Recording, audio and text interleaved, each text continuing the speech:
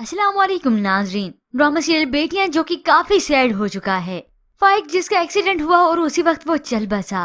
आज अनम उसके बगैर बिल्कुल तन्हा होकर रह गई। अफसोस जिस माँ ने अपने बेटे को अपने हाथ में करने के लिए इतने पापड़ बेले, इतनी साजिशें की, आज वही बेटा जिंदा ही नहीं रहा। अनम जिसके साथ सास का रवैया भी बेहतर हो गया था, मगर फाइक की यूं अचानक मौत होने की वजह से वो जहनी तौर पर काफी डिस्टर्ब होकर रह गई। वो सोते में चिल्लाते हुए उठ जाती हैं, फाइक फाइक रुक जाए। तो कोमल उसे होश में लाने की कोशिश करती है कि यहाँ कोई नहीं है। इवन आयशा भी उसे समझाती है कि फाइक की कमी तो कोई दूर नहीं कर सकता, मगर अगर तुम इस तरह से मरने की बातें करोगी तो कैसे भला चलेगा। वो चुपके चुपके आंसू बहाती है, फाइक को याद करती है। ऐसे में उसके वालिद अनम की सास के पास आए और उससे इजाजत लेने लगे कि इजाजत दे कि मैं अनम को अपने घर ले जाऊं।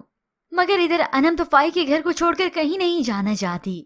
हालांकि वालिद आए बैठे हैं कि मैं अपनी बेटी को ले जाऊं, मगर अनम यहाँ से जाने के लिए तैयारी कहाँ होती है। ऐसे में वो फिर से जज्बाती हुई तो उसकी अचानक से तबीयत खराब हो जाती है, उसे चक्कर आने लगे। जल्दी से कोमल और उसकी नंद संभालते हैं। बहन अब्बू की आवाज देती है और नंद अपनी माँ को बुलाती है। अब होप सो व्यूअर्स यहाँ पर दुख के साथ खुशी की खबर ये हो कि अनम उम्मीद से हो, जिसके बाद तो अनम को जीने का हौसला मिलेगा, सहारा मिलेगा, और वो इस बच्चे की वजह से फाइक के घर उसकी नाम की जिंदगी गुजार दे, उसकी होकर हमेशा रह जाए। और इस खबर के बाद तो अनम की सास उसे और भी चाहने लगेंगी।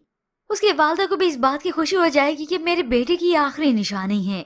और इधर साथ के वालिद की हकीकत भी बहुत जल्द उसके सामने खुलने वाली है कि मेरे वालिद की असल प्लानिंग यही थी कि आयशा और मुझे एक दूसरे से जुदा कर दें। पर व्यूअर्स इसके मुतालिक आप क्या राय रखते हैं? क्या वाकई अनम प्रेग्नेंट है?